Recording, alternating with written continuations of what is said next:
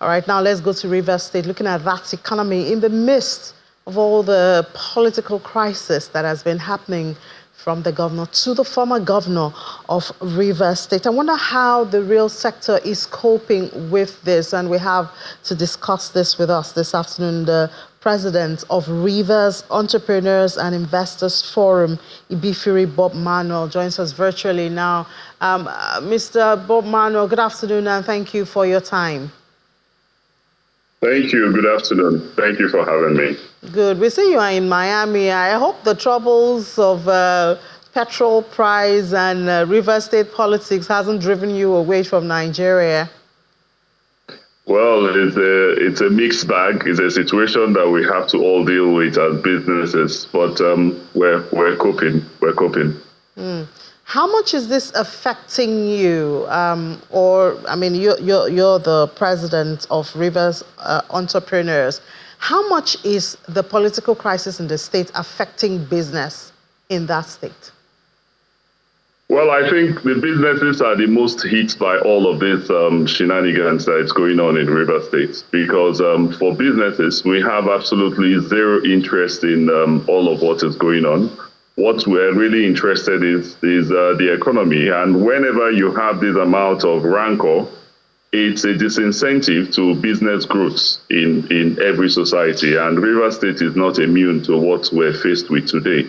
So it's really a major disincentive to foreign direct investments that are built to come into the country, that are built to flow into the state. And our businesses are being hampered, and things are not, the prospects are really foggy as it is today. When you say it's being hampered, is it people cannot go to their workplaces? Is it investors are not coming? What exactly do you mean? Yeah, what I mean is, I'll give you a typical scenario. A typical scenario is a case where we're trying to bet a 2 billion investment into Rivers State, and we're here having all the meetings with the investors, and we're geared to be in Rivers State with, they're geared to come into Rivers State for a familiarization visit. And what runs through my head is a situation whereby, how do you get to explain for all of what is going on? If anybody clicks on the computer and Googles about Rivers State, the kind of information, the vibes that are coming out of Rivers State is, for us, definitely not the best kind of information that we need. We need some kind of patronage that would put the state in a good light and drive investment and attract further foreign direct investments into the state, rather than this publicity that that is being bantered everywhere. Yeah, but has this disturbed the oil and gas activities? Because it seems, in spite of that, you still have a lot of attraction there, knowing Rivers State and the potential in oil.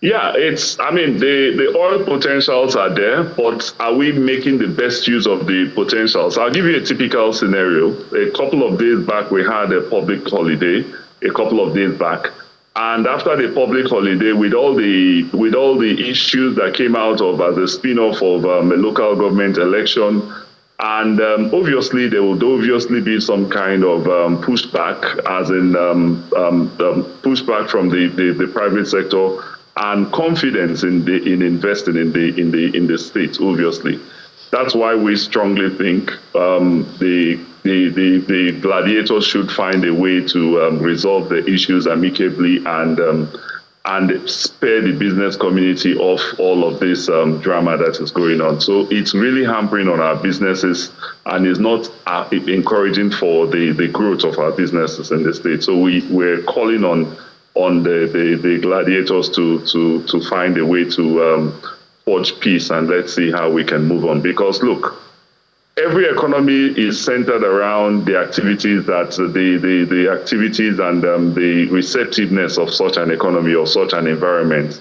And when you don't have that stable outlook, it will definitely hamper the business growth of that society, and that's what we're faced with in Port Harcourt, in Rivers State today. Unfortunately, asking for peace there. And you shared a video with me before the program, how on the streets of Miami you did see a Nigerian branded cloth. That's really interesting, all the way in the United States.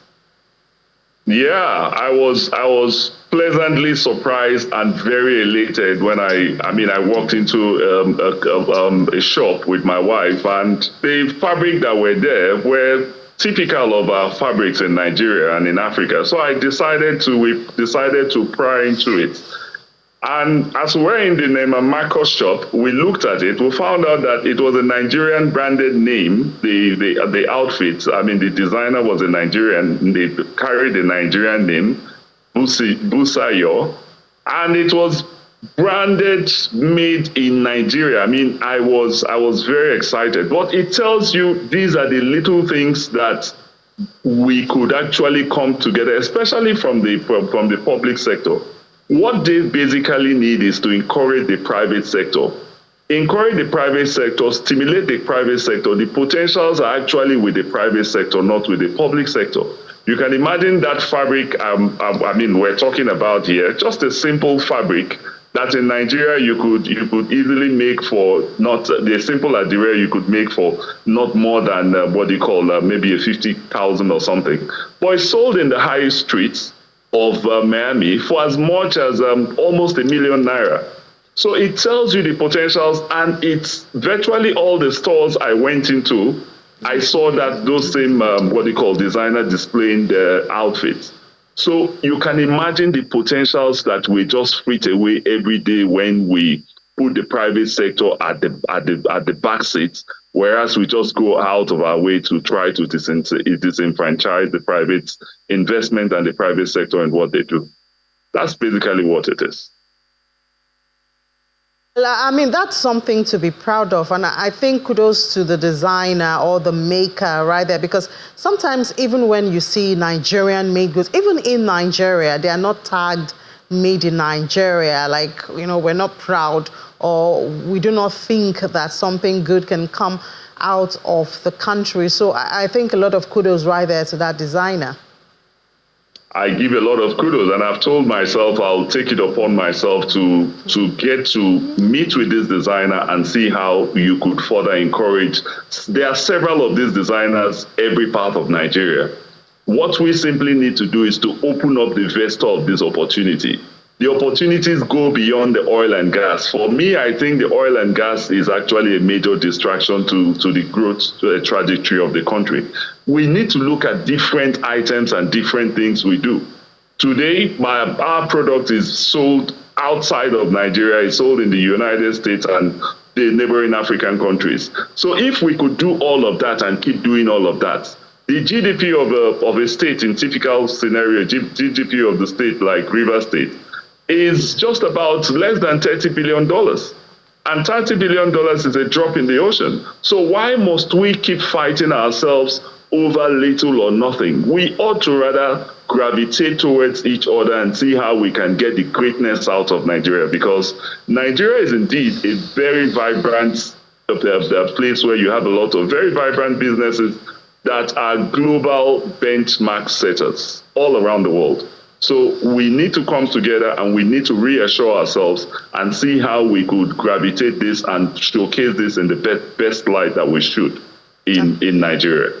All right, Mr. Bob Manuel. Well, I guess perhaps if we have some alternative to the oil and gas, perhaps there'll be less fighting for resources, and even some of the political crisis, which we know one way or the other is connected to resources, might be solved. But thank you so much for sharing your views. We join you in the prayers for peace in Rivers State by the political gladiators and for the growth of the economy. President, Rivers Entrepreneurs and Investors Forum, Mr. Ibifiri Bob Manuel, thank you for your time.